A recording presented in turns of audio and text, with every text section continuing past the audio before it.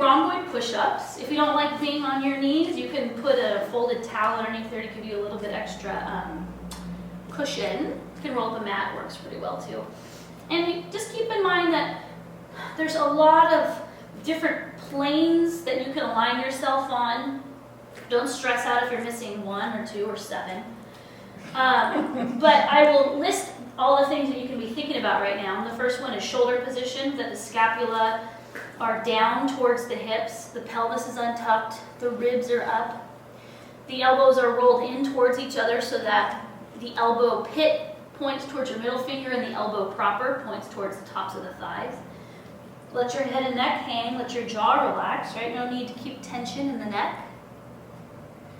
Just a nice way to kind of open up that mid-back. And today we're going to go between something more force generating, like where you're really working, and then we'll follow it by something more, I'll say soothing, like a stretch, but most people don't find them soothing because there's a lot of tension up in the back. Feel it in there. Keep those elbows rolled in. All right, let's take a stretch by coming down to our elbows. Keep your pelvis untucked and keep your ribs up, but walk your arms forward. Look at your shoulder, elbow, wrist line. Those 3 dots on each side should create 2 lines that are parallel to each other. Palms are up, thumbs are reaching towards the floor, elbows are lifting away from the floor, tailbone is untucking, and back your hips up. As long as your tailbone doesn't tuck. And you're trying to get a nice stretch in the shoulders. If your ribs go when you stretch your shoulders, you're not stretching your shoulders as much as you think you are, and you're kind of overextending this mid-back, which is not great for your spine. So you want to keep your ribs up so that you're really pulling your rib cage away from your upper arm, which in turn opens the shoulder. Let the neck relax.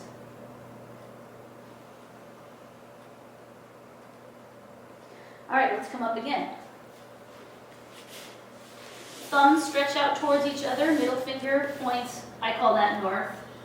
I have absolutely no sense of global direction, which is ironic because I have a pretty good sense of direction within my own body, but where I am on the planet, nobody knows. All right. Elbows roll in towards each other and let the shoulder blades come back together.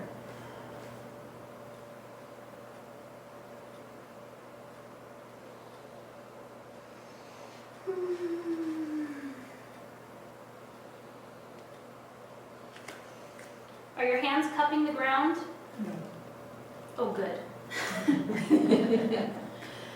If they are, your full shoulder really isn't participating in this. So see if you can get the hands down. Maybe lift the fingertips up, but keep the palms down.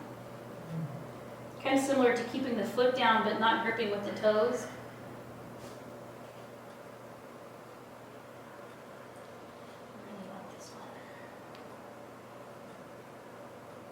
Just a couple more. As your shoulders move down towards your hips, you might have to back your wrists up a little bit to keep your arms in line. That pelvis kind of tends to tuck over time. No need. All right, reach your arms out. Only this time, instead of going straight, we'll start by going straight. Let the elbows come down. Ribs are up. But you're going to take your right arm and you're going to cross it over the left and also out in front. So you're trying to create a stretch down that right side. Do you feel it open the ribs there a little bit? Feels pretty good. Make sure your body doesn't lean to the left. If anything, move your body to the right. Move it kind of into the stretch. You get a better tensile or tension load. And you can let your head relax. Notice a tendency for that head to always be up, the neck to be extended. It's really hard to fight that one.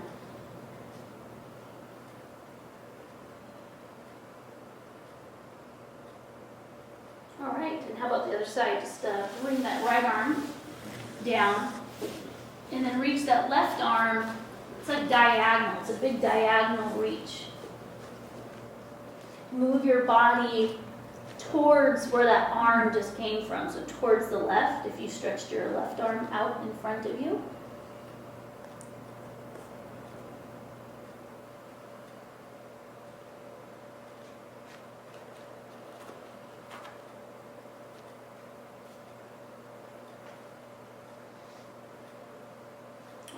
And go ahead, coming up.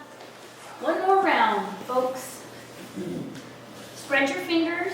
Get your palms down if you can. If you have a lot of tension in the hands, if the hands are cupping off the ground, then you need to be on your hand stretches every day. All right, roll the elbow pits in towards each other and rhomboid push-up. That's just the motion of the spine towards the floor and away from the floor. There's not a rib drop or a pelvis tucking or untucking. It's not a big rounded back like a cat and cow from yoga poses. It's very subtle. You're trying to restore the full range of motion back to your rhomboids, which pull your scapula towards the spine, or if your scapula are wide, pull the spinal column back to help it stay vertical to keep it from collapsing forward. Let your head relax, let your jaw relax.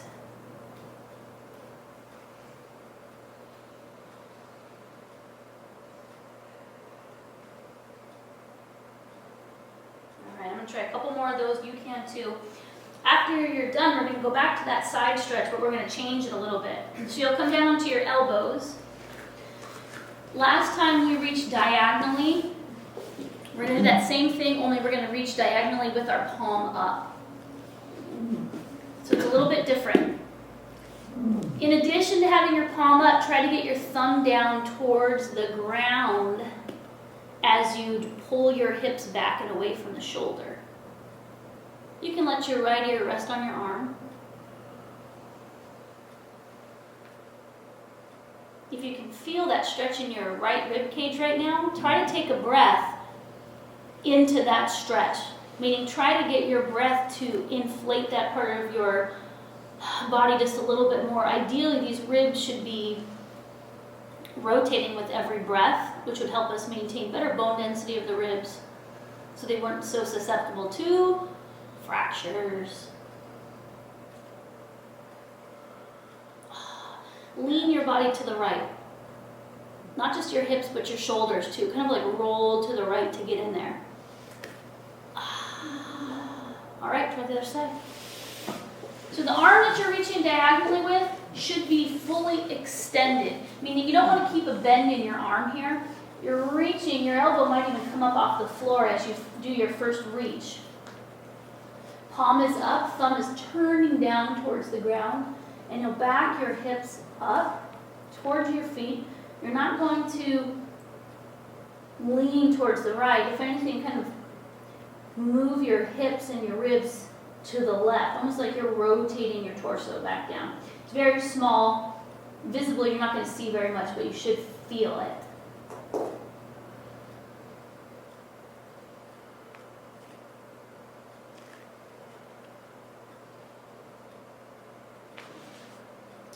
All right, we're going to come up from here and we're going to sit on something, a block, a half dome, whatever suits you best. I like to sit on my dome because it gives me this nice little tilt that helps me untuck and find my neutral easier, or more easily.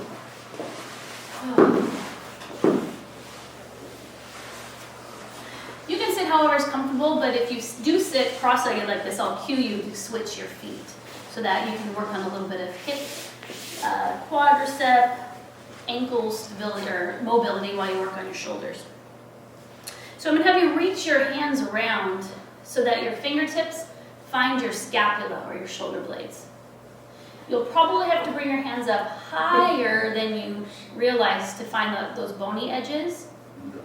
And then, if you're like this, if it's like you're wearing a turtleneck of arms, drop down. See if you can lower your shoulders and still keep your arms back there. Keep going back. See if you can curl your fingers around your scapula. You should be able to feel them. And then after you've got them, can you let your shoulders down towards your hips so you're not so bunched up?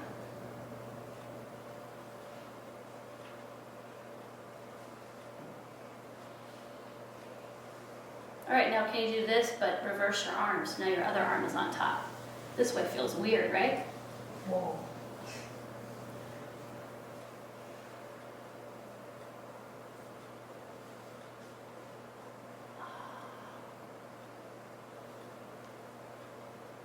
best thing you can do for your brain and your body is try to use your body in ways different than you're used to.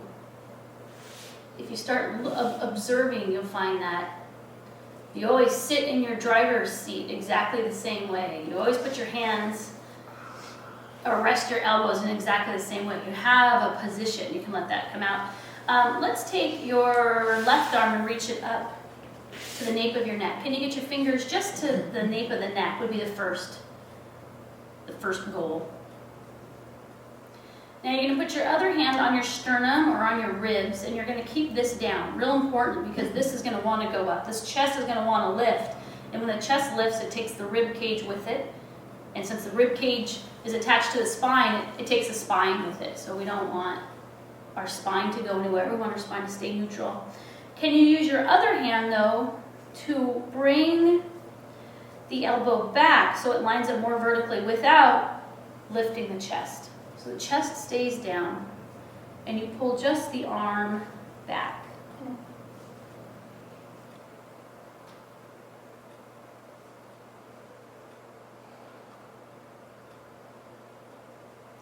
So you see how my elbow is out? You're also going to start to work your elbow in so that you have this bone aligned vertically in all planes.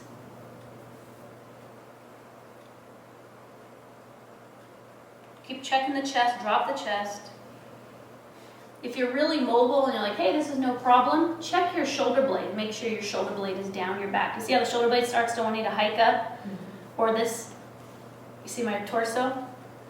It's like, I got this just lined up straight. That's fine, only it doesn't count if it's straight on a crooked torso.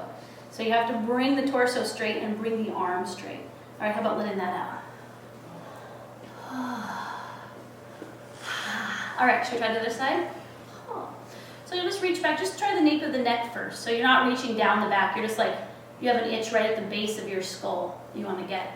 That feels good. Now you do have an itch at the base of the skull, now that I mention it, don't you? All right, now you're going to use your hand on your sternum just to kind of reset. I want this to stay down. Stretches that move the entire shoulder girdle are not stretches at all, they're just displacements. So keep this down and reach your hand back.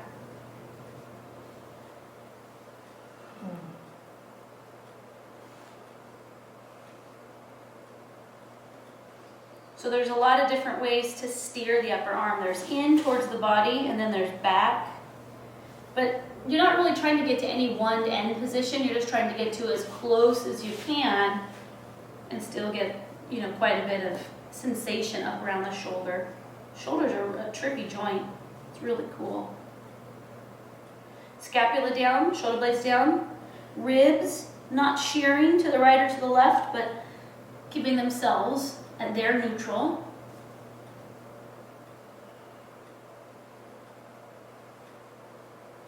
All right, let's come out of that. And let's sit into a V-sit. Just bring a little hip action into our morning or evening, depending on when you're doing this. So you're sitting, and if you imagine your pelvis is the bowl, which it is, tip your pelvis out in front of you.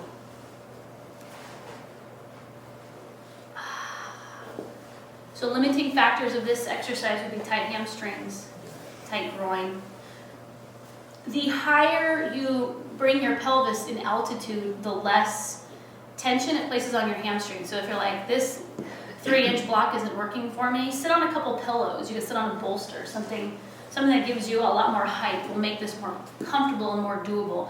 Because if your hamstrings are so tight that when you're sitting you feel your back is rounding into your hands or flexing, it's not that great of an exercise for your back's sake. So it's no point in trying to fix something in the hip if it worsens the condition in your back. So you'll bring your hips up in altitude until you can sit more comfortably, and then you can tip your pelvis forward. Can you lean forward a little bit more? Find the boundaries of your adductors.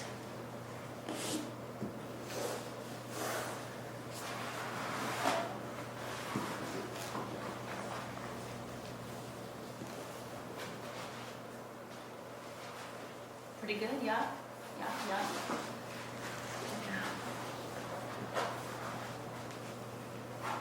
Can you come forward a little bit more? Just of the pelvis. The chest doesn't have to come down to the ground because flexing the spine doesn't improve the relationship between this country here and this country here, the pelvis and the thigh.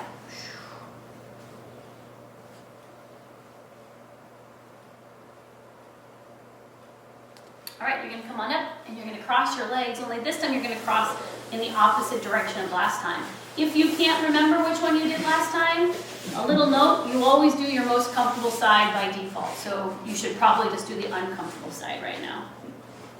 Okay, so we're going to do a little bit more arm work, and what I'll have you do is reach your right arm across your body, but when you reach it across the body, you want to pull the scapula behind you. You want to pull that with you.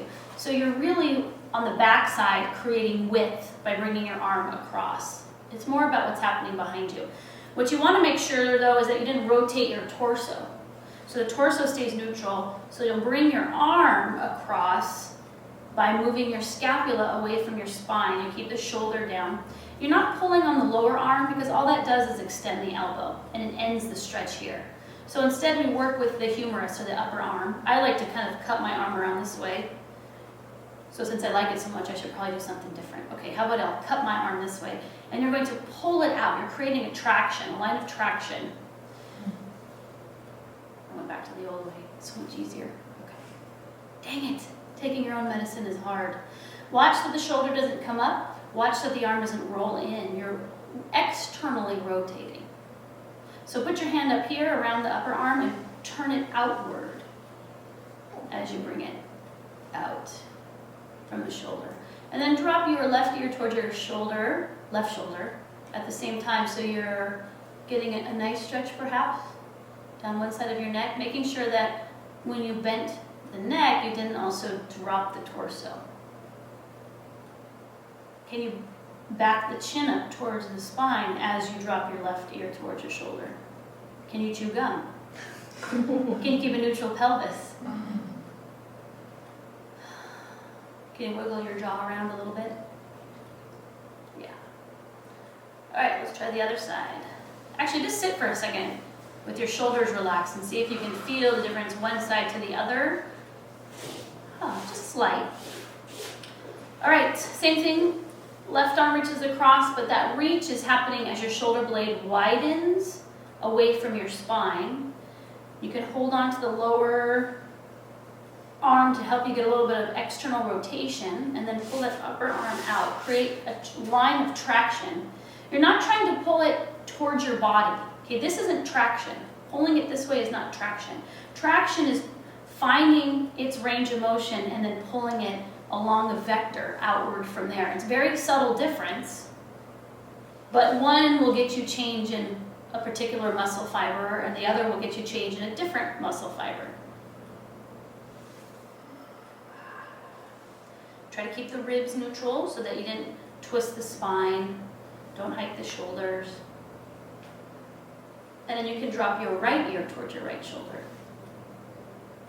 Try to keep the shoulders down. Can you back the chin up?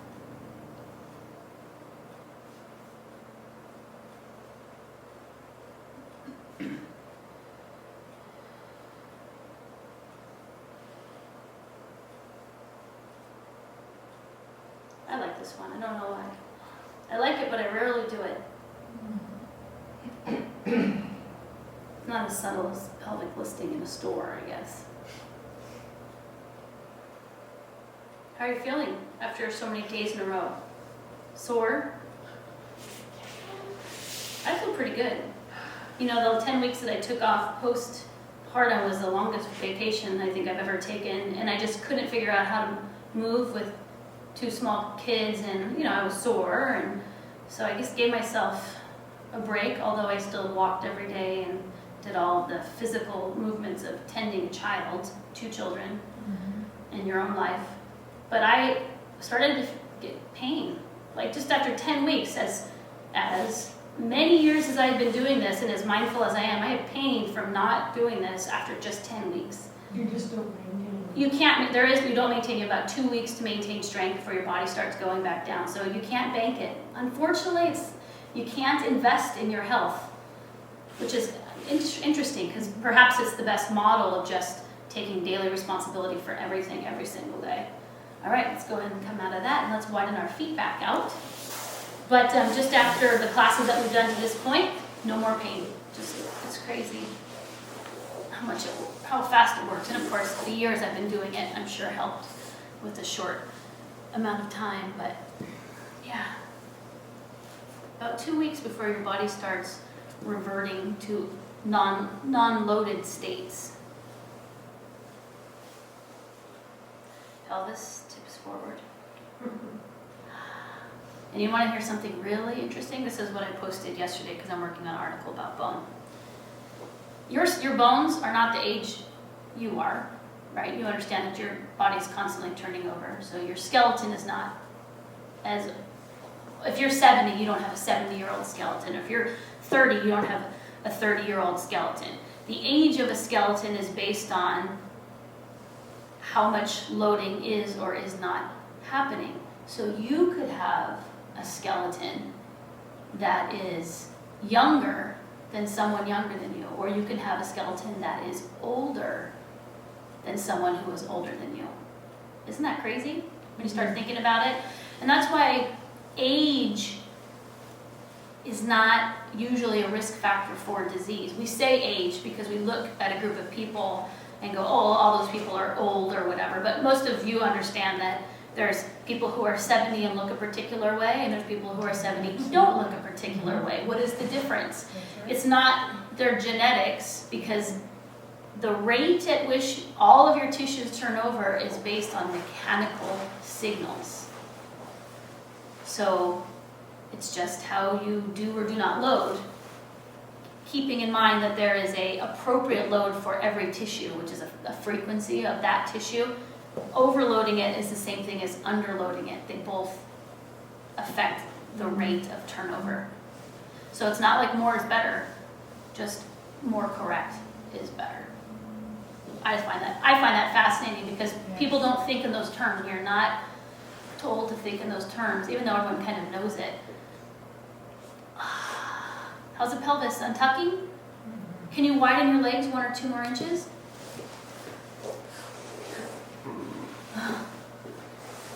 Maybe just visualize it.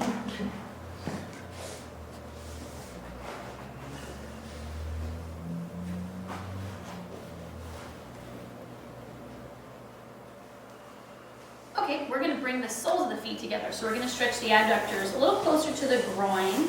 By putting bend in the knee, we put a little bit more yield in the tissues down low. And then you always go to the same default distance, heels to pelvis. Why don't you change it? So now that you've sat in your most comfortable position, adjust it so that it is not. All right, and then let your pelvis untuck. Now what we're going to do here is our pelvis is untucking. We're going to reach our arms out. And I want you to find a position in which your scapula are wide. A lot of times we don't have the shoulder range of motion, so we get our arms back by pulling our shoulder blades together. We don't want our shoulder blades to be together because it reduces the strength those muscles have over maintaining a non-hyperkyphotic curve. So if you have hyperkyphosis, chances are you keep your shoulder blades pulled together religiously. So don't do that. Let that relax. Find this angle, whatever this angle is for you, that does not move your shoulder blade. So you might have to do one arm at a time because they're not going to be even. So I take my right hand and I put my right hand on my scapula and just move your arm around. Do you feel your shoulder blade moving underneath your hand? If you do, you need to stabilize that. Keep that from moving and then move just the humerus. That's shoulder motion. What you were doing before was using a joint between your spine and your scapula instead of your shoulder. So you get more kyphosis and you get atrophied tissue in the shoulder joint, which leads to usually shoulder impingement syndrome is a series of issues that stem from using your scapula to move instead of the humerus. So see if you can break those two apart. Can you put your hand over your scapula and move your arm front to back so you feel your scapula sliding underneath your hand? And then can you move your shoulder, which means the scapula does not move? Feel the difference? Mm-hmm. So one is a finer motor skill than the other. finer motor skills. If you use the finer motor skills, you get to distribute the work of moving your arm over many muscles. If you just use a kind of clumpy, less fine motor skill of moving your scapula towards your spine, then the shoulder, all the rotator cuff muscles, they don't get to do anything. Then they atrophy. They have an underuse injury. Isn't that interesting? Now we have all this, like this is basically biofeedback. Your hand is a biofeedback. I can feel it move, I can't feel it move. Eventually you should be able to monitor all of these without the actual touch. But years of doing these habits, you know, sitting, driving, computering, did I say sitting, sitting? We don't use our arms for very much. Typing, Industrial Revolution, right? No, not any more of this big stuff. So you just lose it over the years. Okay, let's go back to that first side. Reach your arm out again. This time you're going to keep your scapula down. So put your hand here, kind of on the trapezius, and see if you can get the trapezius to lessen by pulling your shoulder just down. You feel that move underneath your hands? Now, can you move your shoulder joint, move your arm around without moving the scapula right to left or up or down? You'll start noticing that your arm motions happen lower, more in line with your chest, as opposed to more in line with your face or your throat that we see often. Okay, so they should be down here.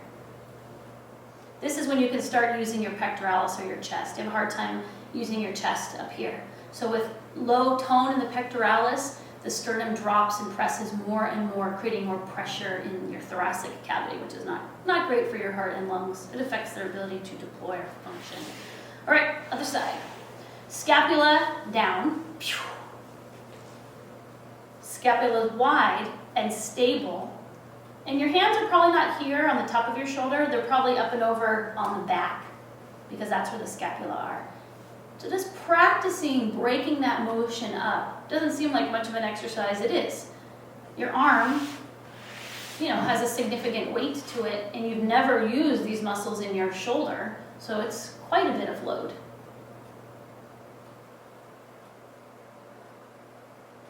Find your neutral pelvis if you lost it. Neutral what? I'm working on my shoulder right now. That's fine. It can be a bit of a nag. It's a lot of work, right? Yes, it is. Feel the difference? Okay, let's cross our legs. Or if you're like enough of this and you want to straighten your legs, you can always modify however you'd like. Okay, we're going to stay with that theme, breaking up our movements here. So you can put your hand on your shoulder, kind of up higher on your neck. Reach your arm out. And I want you to internally and externally rotate. And I want you to see if internal and external rotation moves your scapula at all. Okay, that's good. Some people it does, and some people, as they internally rotate, the whole back lifts up and comes back down.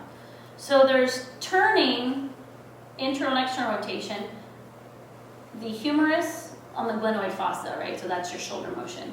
Then can you stabilize this and turn just your lower arm without moving your upper arm? Go all the way up. The all the way up is the most important, where the thumb comes out like this. So this is supination and then pronation. We're good at pronation, right? Because we spend a lot of our time. So as you do that, does it pull or does it tend to move anything up here? You want to break those two pieces up. Try the other side. So you're going to start with internal and external rotation, which means the upper arm is moving. The lower arm has to come because it's attached. Can you do this without moving your scapula? If you're noticing your scapula are moving, keep them wide and keep them down, and then just refine that a little bit more. And then can you stabilize your upper arm and turn just the lower arm? And when you're moving throughout life, these subtle ranges of motion, they usually get blended together with a bunch of other things. But what we're doing is we're just testing to see where we've lost ranges of motion. And we're doing the set-aside small practice to kind of keep them. So small motion, making sure that Your shoulder doesn't come along just because you want to do something with your hands. Now you're going to reach your hand behind you, trying to get your wrist to line up on your spine behind you. If you can't get on your spine, see if you can get on someone else's spine. Now, take your hand and reach and find what happened to your scapula when you did that. So when you reached your arm back behind you, did your scapula wing, which means can you feel it protrude out? So what I'd like you to do is come forward, and it would be the scapula attached to the arm that's working. So if this is your bent arm, this is the scapula you're feeling for. You got to go all the way up and back here. If you feel a bony edge, widen your shoulder until you no longer have a bony edge, and you might end up with your arm 17 feet out in front of you, which is fine because it shows you the limits of your internal range of motion. You should have more internal range of internal rotation. Not only do we not have external, we also don't have very much internal. What we do have is a ton of tension in the pectoralis here in the front of the chest.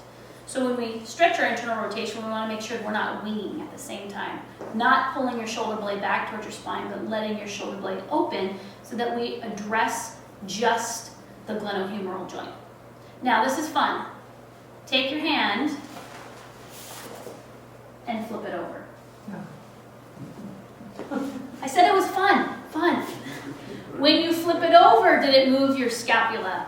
Remember, this should not be bound all the way up to your shoulder blade. So it just shows you these kind of hidden tension pattern lines. Feel that? Oh, it's moving, chin around. Because I can feel all this other tension strangling me. All right. Switch your legs crossed. If they're crossed, if they're out straight, do something different with them or not. It's up to you. Arm, wrist, reaching back onto the spinal column, hopefully. And sometimes you have so much tension it doesn't go. The tension in the deltoids can be really such that it keeps the arm from coming back, and that's fine. You're not going to be even your right side to left side. In most populations, you've been writing or being, your hand dominance has been cultivated over your whole entire life. So what are you going to do? So once you reach your arm back there, find your scapula. And if your scapula has wung, if your scapula is winging, you want to go ahead and move the scapula and the glenohumeral joint forward until both of your scapula are neutral, meaning they look the same on the backside. You don't have one winging. You want it to be as wide as the other. And then can you just flip your hand over? Oh, yeah, that's nice.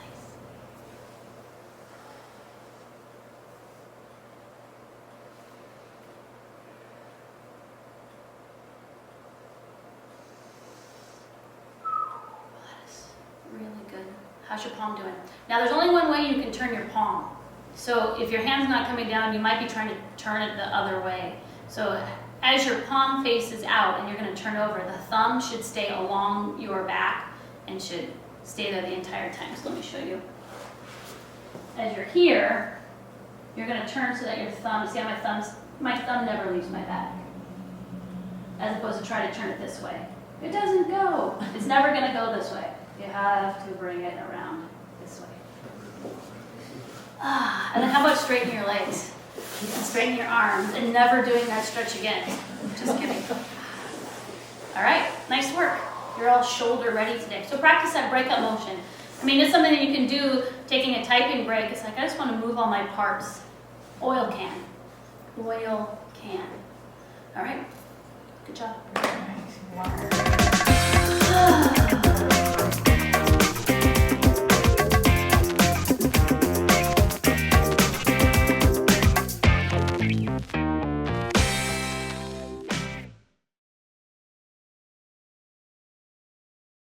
Because I can feel all this other tension strangling me.